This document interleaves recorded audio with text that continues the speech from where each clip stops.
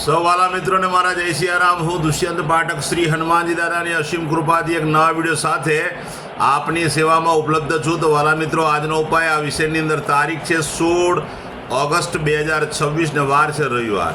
પંચાંગની જો વાત કરું તો શ્રાવણ મહિનો, શુક્લ પક્ષ, હસ્ત નક્ષત્ર, સાધ્ય યોગ તથા કન્યા રાશિનો ચંદ્ર અને કર્ક રાશિનો સૂર્ય છે.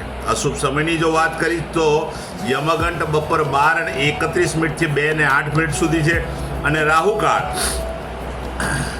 સાંજે 5:21 થી 6:58 મધ્ય છે. આ સમયની અંદર કોઈ પણ પ્રકારનું શુભ કાર્ય અને શુભ યાત્રા ના થાય. શુભ કાર્ય અને શુભ યાત્રા શરૂ કરવા માટે કોઈ સારું કોઈ ચવડિયું તો સારું મુહૂર્ત લેવું જોઈએ, જેમાં ઉત્તમ અભિજીત મુહૂર્તનો સમય બપોરે 12:05 થી 12:57 સુધી છે. આ સમયની અંદર તમે કોઈ પણ પ્રકારનું શુભ કાર્ય અને શુભ યાત્રા કરી શકો. વાલા મિત્રો, વાત કરીશું આજના ઉપાયની. વહેલી સવારે સ્નાન કરવા બેસો ત્યારે સૌપ્રથમ પોતાના શરીરને પાણીથી ભીનું કરી દેવાનું છે. ત્યાર પછી 50 ગ્રામ જેટલું દૂધ લેજો, પોતાના શરીર પર ચોપડજો. માતાના વાળમાં અને પગના તળિયામાં દૂધ લગાડવાનું નથી. એ સિવાય આખા શરીર પર તમે દૂધ લગાડી શકો. કોઈ ભાગ તમારો છૂટી જાય તો ચિંતા કરવાની કોઈ જરૂરિયાત નથી, પણ મેક્સિમમ શરીરના ભાગ ઉપર દૂધ પહોંચે એવો તમે અવશ્ય પ્રયત્ન કરજો. ત્યાર પછી ચોખ્ખા પાણીથી નાજો. ચોખ્ખું પાણી ઉમેરી શકાય. સાબુ અને શેમ્પૂનો ઉપયોગ પણ કરી શકાય. આટલું થઈ જાય, કપડાં પહેરી લો, તમારું સ્નાન પતી જાય, વસ્ત્ર ધારણ કરી લો. ત્યાર પછી ઘીનું તિલક કપાળની અંદર અને નાભી પર કરવાનું છે. 2 જગ્યાએ ઘીનું તિલક કરી લેજો. પછી બિલકુલ સીધું સંધ્યાકાળે પશ્ચિમ દિશા તરફનું મુખ રાખી શ્રી હનુમાનજી દાદાને એક કાકભૂષણની રામાયણજીનો પાઠ, એક હનુમાન ચાલીસાનો પાઠ દાદાને અર્પણ કરો. ત્યારબાદ સૂતા પહેલાં પોતાની જ પથારીમાં બેસવાનું, પલાઠી વાળવાની. ઓમ કૃષ્ણાય વાસુદેવાય હરે પરમાત્મને પ્રણત ક્લેશનાશાય ગોવિંદાય નમો. આ મંત્ર યથાશક્તિ જપશો એટલે તમારો આજનો ઉપાય કમ્પ્લીટ થઈ જશે.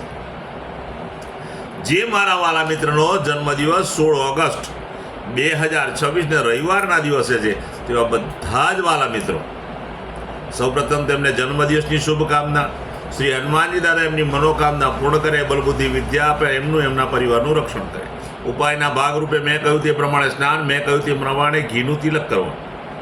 આટલું કર્યા પછી ગૌશાળાએ જવાનું, ગાયોની પરિક્રમા કરવાની, ગાયોની સેવા કરવાની, ગાયોને લીલું ઘાસનું દાન આપવાનું અને ત્યાર પછી તમારે ત્યાં જે ભોજન બન્યું હોય તે ભોજન પણ ગાયોને અર્પણ કરી આશીર્વાદ મેળવવાના. સંધ્યાકાળ થાય ત્યારે ઘીમાં બનેલી કોઈ પણ મીઠાઈ ઘીમાં બનેલી હોય તે નાના નાના બાળકોને, જરૂરિયાતમંદ લોકોને, શ્રમિકોને, ગરીબોને, વડીલોને, બ્રાહ્મણોને બધાને તમે આપી શકો. બસ આટલું કરી લો. ભગવાનની કૃપા આખું વર્ષ તમારા પર રહેશે અને વર્ષ સુંદર રીતે પસાર થશે. જે મારા વાલા મિત્રની મેરેજ એનિવર્સરી 16 ઓગસ્ટ 2026 રવિવારના દિવસે બધા જ વાલા મિત્રોએ સવારે સ્નાન કરવાનું, વડીલોના ચરણ સ્પર્શ કરવાના અને કોઈને કોઈ ગિફ્ટ પતિ પત્નીએ પોતાના માતા પિતાને આપવાની, કોઈ ભેટ આપવાની.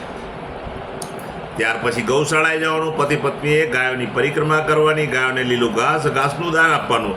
સાથે સાથે પોતાના ઘરે જે ભોજન બન્યું તે ભોજન પણ ગાયોને આપી અને ગાયોના આશીર્વાદ મેળવી લેવા. ત્યાર પછી વૃદ્ધાશ્રમ, અનાથાશ્રમ, વિધવાશ્રમ, જરૂરિયાતમંદ લોકોને, શ્રમિકોને, ગરીબોને અને બ્રાહ્મણોને તમારે પૂરા સીધાનું દાન આપવાનું.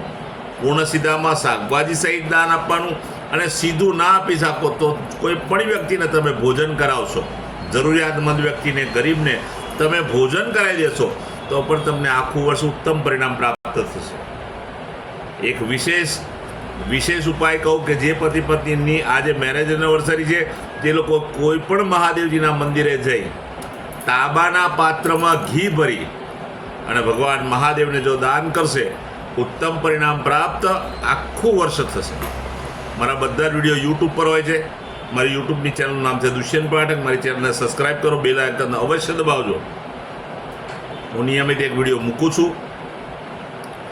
બેલ આઇકન તમે જો દબાયેલો હશે તો મારો વિડીયો તરત જ તમને દેખાશે, નોટિફિકેશન આવી જશે. તો મારી પ્રાર્થના છે, મારી ચેનલને સબસ્ક્રાઈબ કરજો અને બેલ આઇકન અવશ્ય દબાવજો. બીજી એક ખાસ પ્રાર્થના, મારું ઇન્સ્ટાગ્રામ, મારું ફેસબુકનું પેજ, એનું નામ પણ દુષ્યંત પાઠક છે. મારા પેજને ફોલો કરો, લાઈક કરો અને પ્રાર્થના કરું છું કે બધા વિડીયોને શેર કરજો. કારણ કોઈક સંઘર્ષમાં ફસાયેલા વ્યક્તિ સુધી તમારા પ્રયત્નથી વિડીયો પહોંચી જશે અને એને પણ માર્ગ જશે. હું નિયમિત એક વાત પ્રમાણિકતાથી કહું છું કે મારો વિડીયો એકવાર જોવાથી કે એકવાર ઉપાય કરવાથી 24-48 કલાકમાં પરિણામ નહીં આવે. એટલે પ્રયત્ન જ ના કરતા. આ કોઈ ચમત્કારની વાત નથી. નિયમિત મારો વિડીયો જોશો, નિયમિત ઉપાય કરશો તો હું વિશ્વાસ સાથે કહું છું કે એક સમય એવો આવશે કે તમારા ગ્રહો બેલેન્સ થઈ જશે અને તમારા જીવનમાંથી દુઃખ, પીડા, ચિંતા, ટેન્શન અને સંઘર્ષ દૂર થશે. નવા વિડીયોમાં ફરીથી મળીશું. આપ સૌને મારા સીતારામ.